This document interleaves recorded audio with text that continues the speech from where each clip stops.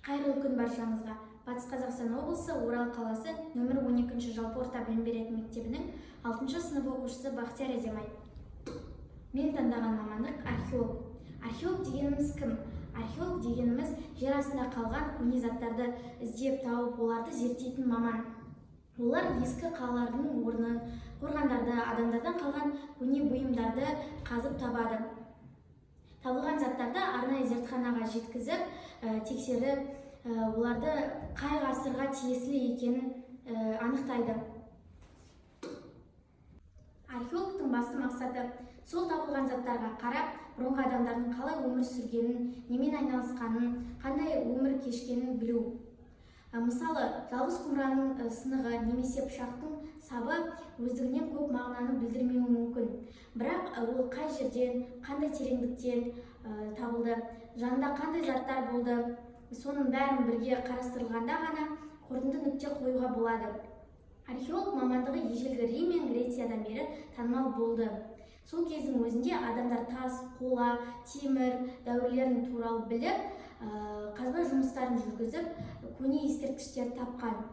Археология ғылым ретінде 19 ғасырдың басында ғана қалыптасты. Қазақстан аумағында археологиялық зерттеулер 20 ғасырдың ортасынан бастап жүйелі түрде жүргізіле бастады. Археологтың негізгі қызметі археологиялық қазба жұмыстарын жүргізу, табылған артефактілерді тіркеу, зерттеу, ғылыми есептер мен мақалаларды жазу, тарихи ескерткіштерді қорғау, ісіне қатысу, музейлер мен ғылыми ұйымдарда зерттеу жүргізу.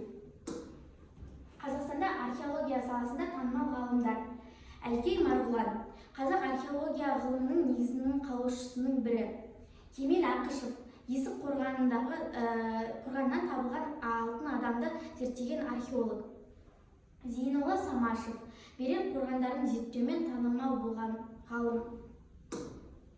Мамандыққа қажетті қасиеттер мен қабілеттері: тарихқа, ғылымға қызығушылық, шыдамдылық, ұқыптылық, байқағыштық, аналитикалық ойлау, физикалық төзімділік және де топпен жұмыс істей алу қабілеттері.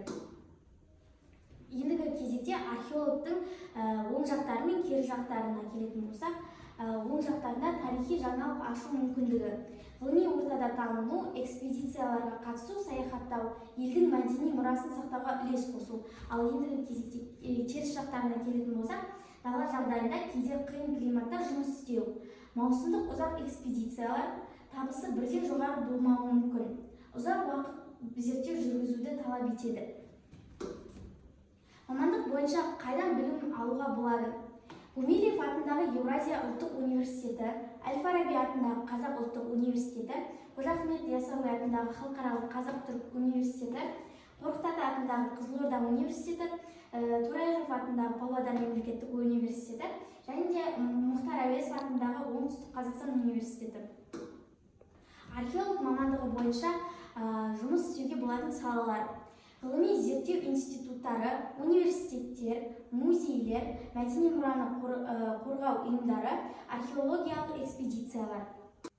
Археолог бастапқыда зерттеуші маман болып жұмыс істеп, тәжірибе жинақтағаннан кейін аға ғылыми қызметкері, жоба жетекшісі, экспедиция басшысы, университет оқытушысы немесе музейдің ғылыми бөлімінің меңгерушісі деңгейіне дейін көтеріле алады.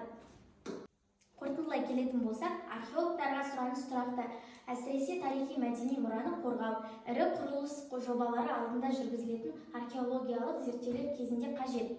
Мемлекеттік бағдарламалар мен ғылыми жобалардың көбеюі бұл саладағы мамандарға деген қажеттілікті арттырып отыр. Назарларыңызға рахмет.